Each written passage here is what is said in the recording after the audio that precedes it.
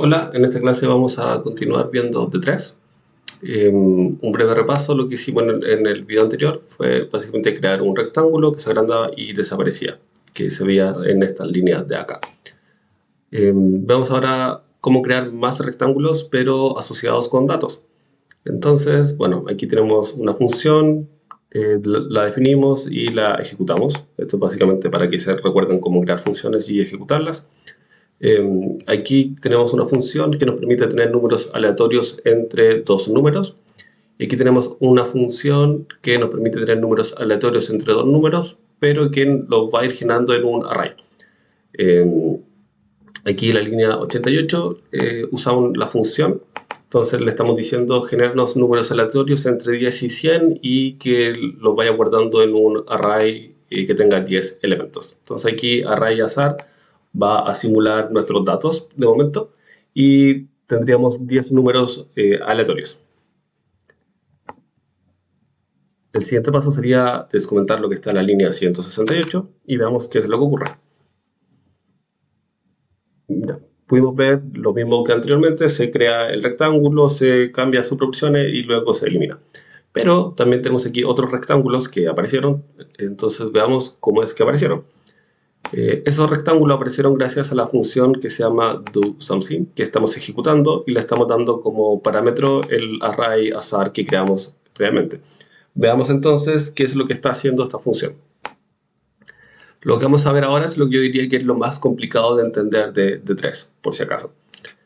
Entonces, similar a lo que hicimos antes, le estamos diciendo D3 selecciona el SVG que está en el HTML al inicio, y luego le estamos diciendo selecciona todos los rectángulos que tengan clase random. ¿Ya? La clase se define con punto y nombre de la clase. Por ejemplo, un ejemplo de clase es la del SVG, que tiene clase mi clase. Entonces, de nuevo, aquí estamos diciendo D3 selecciona el elemento SVG y luego en el elemento SVG selecciona todos los rectángulos que tengan clase random. Ahora, ¿qué es lo que pasa?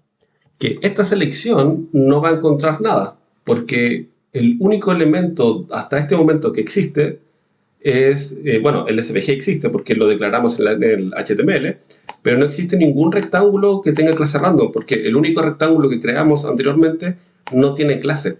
Entonces, esta selección va a entregar una selección vacía. Es el primer punto importante a notar. Luego, con el punto data, le estamos diciendo que lo que selecciona acá lo vamos a vincular con la data que nosotros le estamos pasando con la variable data. Recordemos que la variable data es un array de números aleatorios. Es importante siempre que cuando nosotros le pasemos data, tiene que ser en un array. Otro punto importante que tienen que tener en cuenta. Entonces, lo que estamos haciendo con estas tres líneas es que le estamos pidiendo que junte cada uno de la data que tenemos en el array de data, lo junte cada uno con un elemento de la selección. Pero sabemos que la selección es vacía, ¿ya? Eso está bien que sea así, porque lo que ustedes hagan después del punto enter que está acá, se va a aplicar para cada uno de esos elementos que son parte del array, pero que no tienen ningún elemento dentro del documento. Entonces, es decir, que vamos a crear rectángulos.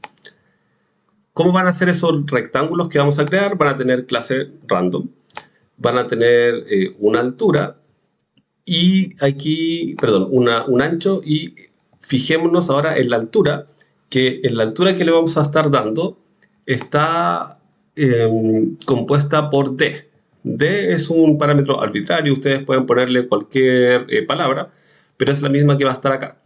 Esto va a estar haciendo referencia al elemento de la data que va a estar asociada. Es decir, si es que el primer elemento de nuestro array data, de nuestro array azar, fuera, no sé, un número 20, significaría que para la primera iteración ese número, el D de acá, equivaldría a 20.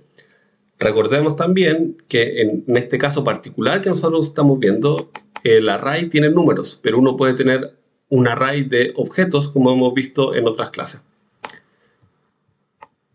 El X va a hacer uso de Y.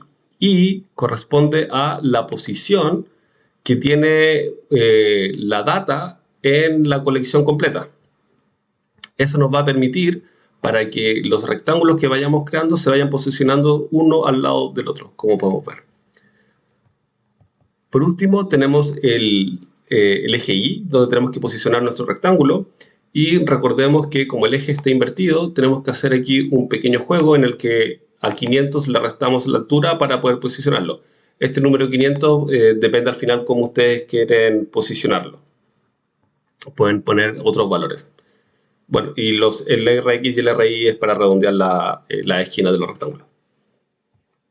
Ahora, acá tenemos otro similar a lo que acabamos de ver, pero no hemos visto que hayan generado nuevos rectángulos. Veamos por qué. Similar al anterior, estamos diciendo de 3, selecciona el SVG y selecciona todos los rectángulos. Ahora, los rectángulos sí van a ser, sí va a encontrar algo, porque los rectángulos fueron creados en este paso anterior. Entonces aquí le estamos diciendo que seleccione todos los rectángulos y a los rectángulos que encuentre les asocie la data y que para los rectángulos que quedaron sin selección los genere. Pero como sabemos, los rectángulos, como ya los creamos antes, esta selección, no existe una selección vacía. Entonces, al no existir una selección vacía, no va a hacer nada. ¿Qué podemos entonces hacer para asegurarnos que la selección sea vacía? Podemos entonces agregarle una clase. Hola. Y aquí podemos ver entonces que generó los rectángulos que están acá, en la parte de abajo, y ahora también generó los rectángulos que están arriba con esta segunda parte del código, dado que le dijimos que buscara rectángulos con clase hola y eso sabemos que no existen. Es por eso que se generaron nuevos rectángulos. Eso sería.